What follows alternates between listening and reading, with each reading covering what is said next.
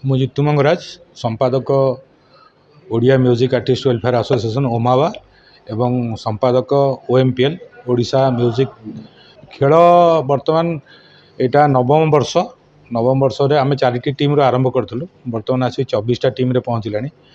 ସବୁ ଜିଲ୍ଲାରୁ କଳାକାରମାନେ ଆସି ଖେଳୁଛନ୍ତି। ଖେଳ ଆମର ମାର୍ଚ୍ଚ 28 ତାରିଖ 29 ତାରିଖ 30 ତାରିଖ ଏବଂ ଫାଇନାଲ୍ 31 ତାରିଖ ନିମପୁର କ୍ରିକେଟ୍ ଷ୍ଟାଡିୟମ୍ ଠାରେ ଅନୁଷ୍ଠିତ ହେବ। ଆଉ ଏ ଖେଳ ଦିବାରାତ୍ରି ଖେଳ ହେବ, ଡେ ଆଣ୍ଡ ନାଇଟ୍। ଏଥିରେ 8 ଓଭରର ମ୍ୟାଚ୍ ଖେଳା ହେବ।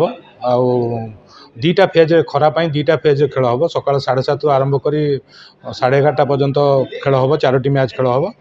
ପରେ ପୁଣି ସନ୍ଧ୍ୟାରେ 3ଟାରୁ ଆରମ୍ଭ କରି ରାତି 10ଟା ପର୍ଯ୍ୟନ୍ତ ଖେଳ ହେବ।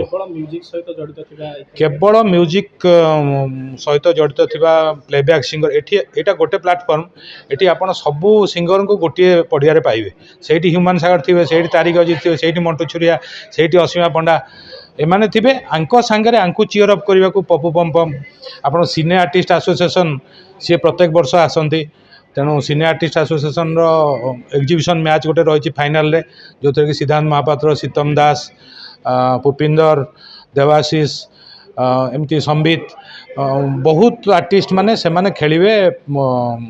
ଚତୁର୍ଥ ସ୍ତମ୍ଭ ଆପଣମାନଙ୍କ ସାଙ୍ଗରେ, ଗଣମାଧ୍ୟମ ସାଙ୍ଗରେ। ଖେଳ ଗୋଟେ ଆଜ୍ଞା ମାଧ୍ୟମ, ଖେଳ ଗୋଟେ ବାହାନା। ଆମ ନିଜ ଭିତରେ ଏଇଟା ଗୋଟେ ଆନୁଆଲ୍ ଫଙ୍କସନ୍ ଭଳି, ସେଇଥିପାଇଁ ଏଇଟା ବେଶୀ ପପୁଲାର। ଆମେ ଫ୍ୟାମିଲି ସହିତ ଆସୁ। ଆଉ ସେଠି ଖାଇବା ପିଇବାରେ କିଛି କଟକଣା ନଥାଏ। କେବେ ବି 9 ବର୍ଷ ଭିତରେ ଆମେ କୁପନ୍ ସିଷ୍ଟମ୍ କରିନୁ। ସମସ୍ତେ, ଗୋଟେ କଳାକାରଟେ ତା ବନ୍ଧୁ ପରିବର୍ଗ ସହିତ, ନିଜ ପରିବାର ସହିତ, ପିଲାଛୁଆଙ୍କ ସହିତ ଆସି ସେଠି ଏନ୍ଜୟ କରେ। ଗୋଟେ ଭାଇର ଆଉ ଗୋଟେ ଭାଇ ସାଙ୍ଗରେ ଦେଖା ହୁଏ। କାରଣ ଆମେ ଯେଉଁ ମ୍ୟୁଜିକାଲ ଶୋ ଗୁଡ଼ା କରୁ, ହ୍ୟୁମାନ ସାଗର ଗୋଟେ ଧର ବାଲେଶ୍ୱର ଗଲାଣି, ତାରିକ ଅଜିତ ସେଠି ପୁରୀ ଗଲାଣି। ତେଣୁ କାହା ସାଙ୍ଗରେ କେତେବେଳେ ଭେଟ ହେବାର ଇଏ ନଥାଏ।